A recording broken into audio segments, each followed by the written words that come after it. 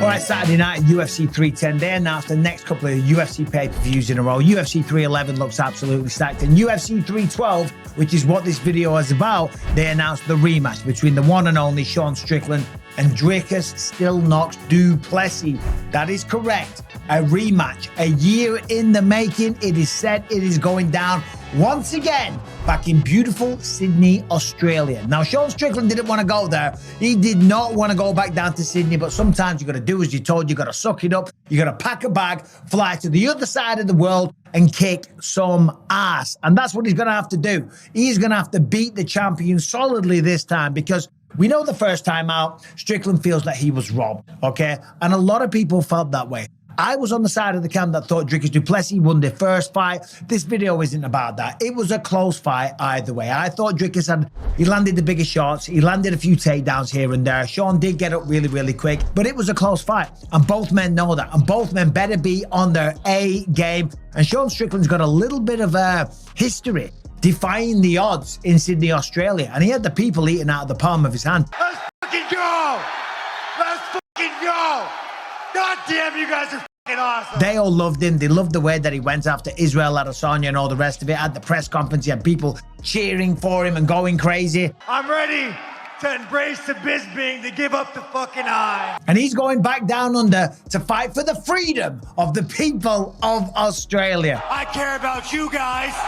Sean Strickland's out of his mind, and I love it, okay? He's a character. He really is. You might get offended. If you don't like his stuff, don't read it. Simple as that. That's all you got to do. But you can't deny what this man has done inside the octagon. Now, we know years ago he came off his motorbike, absolutely destroyed his knee, looked like he wasn't going to fight again, moved up from 170 pounds to the welterweight division, and the man went on an absolute tear, taking out Nordine Taleb, Jack Marshman, Brendan Allen, Christoph Jotko, Uriah Hall, and Jack Hermanson. Then he goes up against Sharma himself. Alex Pereira gets knocked out in the first round and loses another razor-close split decision to Jared Cannonier. Rebounds over Nasruddin Imavov, Abus Magomedov, Israel Adesanya, last time in Sydney, becomes the champion of the world, realizes his dream and loses it in his first title defense. And Dricus Du Plessis, he's had something to say. He said, "Don't worry, mate."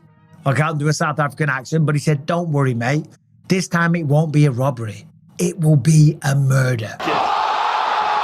Now, heavy words indeed, okay? And of course, every fighter going into a fight, they say that they feel confident. They're going to beat the crap out of them, knock them black and blue, beat them from pillar to post, make a mockery of them, and make them want to retire from the sport, okay? But the reality is these two men do match up very, very well. The only two people recently that haven't been stopped by Dricus Du Plessis is Sean Strickland and the former long-time champion, Israel Adesanya, okay? And Sean, yeah, he was a little hurt, but he was never wobbled. He wasn't beaten to a pulp. He certainly showed up, gave a really good account of himself and landed a lot of shots. Now, you got to think, whoever wins this fight, the next person that they're going to match up with is Khamzat Chimaev, okay? The undefeated, the bad guy, the boars, the wolf, whatever you want to call him. The man that smashes in Robert Whittaker's face. No offense, Rob. You know, maybe I shouldn't have said that. I love Robert Whittaker, not trying to be disrespectful at all, but that's kind of what happened. And that's what was so impressive. And that's what definitely must have got him a title shot. You never know. Khamzat Chimaev might end up facing somebody else in Saudi Arabia in February. The week before then. Yeah, interesting. Yeah, so if he fights the week before in Saudi Arabia, whoever wins between Dricus and Sean, it matches up perfectly for Khamzat Chimaev to fight them, okay, to take them on, to get his hands on Sean Strickland. Because I tell you what, this is mainly what this video is about. Not Dricus saying that he's going to murder Sean Strickland, okay? Fair enough, whatever. We're fighters. We say nasty shit all the time. That's how you overcome things. That's how you put yourself out there. You believe it and you achieve it. And that's what I do. I know what I'm going to do. I know that I'm better than this. Sounds like I the know worst that I'm going to knock him book out. you've ever read. Conceive, believe, achieve. Shut the f up. Listen. Because as fighters, we do that. We talk shit. We try and mess with our opponents mentally. That's what trash talk's all about. Psychological warfare. But right now, Sean Strickland, as we know, on X, Twitter, he takes no prisoners. He talks a lot of shit, and the man is full of opinions. Some of them out of this world, some of them not too bad. Mike, I talked so much shit to you on Twitter, and you never blocked me, and now I'm a fan. You can kiss my ass. Anyway, he's been going back and forth with Sean Strickland, and I don't know who started this beef. I've just got a list of all the tweets here, and it starts off with this one. It's Khamzat Chimaev tweets, "Who is this G? and it's Sean Strickland, you know, with a bit of a man bun, which he would definitely talk shit about these days, looking, you know, a little bit feminine, a little bit suggestive. So Khamzat Chimaev taking a lot of shots, and then he posts again. By the way, Khamzat's constantly tagging the wrong Sean Strickland. He's great at rear naked chokes, but maybe Twitter isn't his thing. Post a picture of P. Diddy. He said, "Is this your father?" Okay, again, don't know what the relevance is of that at all. Then he posts another one of Sean Strickland and Khamzat Chimaev. It's a post-training pic, and Khamzat's giving it one of these, and Strickland's just like looking like that, you know, not like that. And he says, "It's okay, bro." Now, the rumor is apparently, Khamzat Chimaev trained with him and choked him out, tapped him out a number of times. Strickland told him to go easy. Khamzat, understand you're better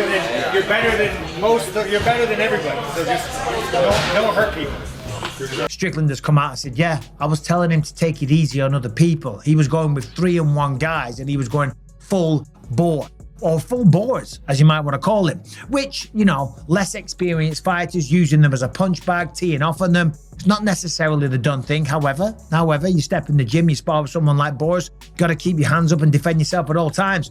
And then Sean Strickland responds, he says, "Time to bring the freedom back to Australia. Deny, depose, defend." No idea where this saying is from or who said it, but I like it. It's real catchy, but no idea.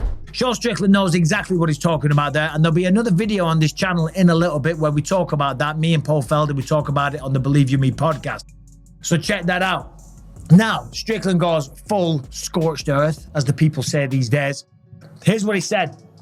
"I love how cum shot will try and talk shit to me, but you're not a man. Character level effing dog shit, crypto scams, hoard yourself out to cadre off for cars, fled to the Middle East when the pimp hand got too strong. Stay in your lane, Swedish man." And oh yeah, he was not done there. He's taking no prisoners. He goes, "Lo, sorry, I don't speak Chechnyan whore. Kadyrov loosen up his leash. You got any Bitcoin scams to peddle? Are you hiding from any dictators?" So Sean's talking a lot of shit, and fair play. I don't know who started it. All's fair in love and war. If someone's going to talk shit to you and your name's Sean Strickland, you're going to talk a little shit back. What's good for the goose is good for the gander, and it's good to promote the sport. However, Sean cannot overlook the threat that Dricus Du Plessis represents. Of course, he was the first man to take his belt. He was the man that beat him, that stopped him from defending the belt at all in the first place. And Dricus Du Plessis is flying. Just beat Israel Adesanya, just like Sean Strickland did to become the champion. The reality is this fight's going to be phenomenal. I can't wait for it. Dricus has got a lot of baggage on Sean as well. He's like, "Oh, what are you going to do about it? Cry again," referring to when Sean was on the Theo Von podcast, you know, so he's talking a bit of shit there. But Sean talks a lot of shit about people as well. As I said before, what's good for the goose is good for the gander. I've talked a lot of shit over the years, so I can't get all bent out of shape and upset when people come at me, like Jamal Hill did recently, even though he was completely wrong. I was trying to be nice to Jamal. I said he's got a chip on his shoulder, and if you use that chip correctly, it can be very beneficial for a fighter's mindset.